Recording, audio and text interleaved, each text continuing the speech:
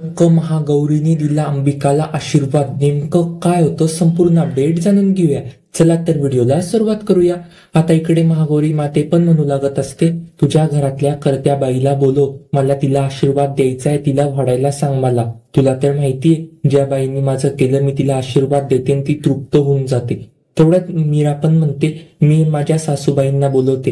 तेवढ्यात महागौरी माते पण म्हणते राहू दे त्यांना नाही बोलवलं ते चांगलंय, ती खूप चुकीची बाई आहे, तुझ्या जी बाजूला उभी आहे त्या बाईला सांग. पण तेवढ्यात प्रेक्षकांना तिथे अंबिका येते. तर मीरा तर एकदम टेन्शन मध्ये पडते, एकदम विचारामध्ये पडते.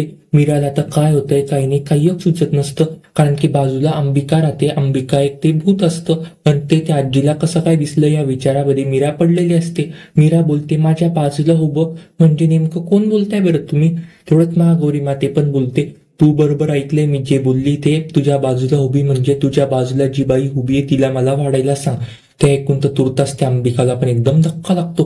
अंबिका म्हणते हे सगळ्यांना कसं काय दिसतंय बरं. इकडे महागौरी माते पण अंबिकाला आशीर्वाद देणार आहे आणि देवीने चक्क अंबिकाला आशीर्वाद दिल्यावरती अंबिकाकडे एक अशी पॉवर येणार आहे, एक अशी शक्ती येणार आहे, त्या शक्तीने ती कोणाचा पण एक सामना करू शकते. कारण की शिवनाथनी पण एक अंबिकाला शक्ती दिलेली असते आणि आता चक्क देवीच शक्ती देणार आहे अंबिकाला. देवीने अंबिकाला शक्ती दिल्यावरती ते जे काही एक मंदिराचा घाणेरडा चेहरा आहे, तिचे जे काही एक कारस्थान आहे, दरवेळी जे काही कारस्थान करते ना ते सगळं घरच्यांच्या समोर येणार आहे. आणि आता देवी चक्क त्या अंबिकाची ना साथ देणार आहे आणि त्या मंजिरीची वाट लावणार आहे. कारण की मंजिरीचे जे काही कारस्थान असतात ना आता ते देवी उधळून लावणार आहे आणि त्या मंजिरीला पण हकलून देणार आहे. आणि मंजिरीचे एक वेळेस कारस्थान दादासाहेबांच्या समोर आल्यावरती दादासाहेब पण एक मोठा निर्णय घेणार आहे. कारण की शिवनाथनी पण दादासाहेबांना खूप काही ते सांगितलेलं राहतं. आता दादासाहेब पुढे कोणता निर्णय घेतील हे पाहणं फारच रंजक ठरणार आहे. तुम्हाला काय वाटतं दादासाहेब कोणता निर्णय घेईल ते कमेंट करून सांगायला विसरू नका.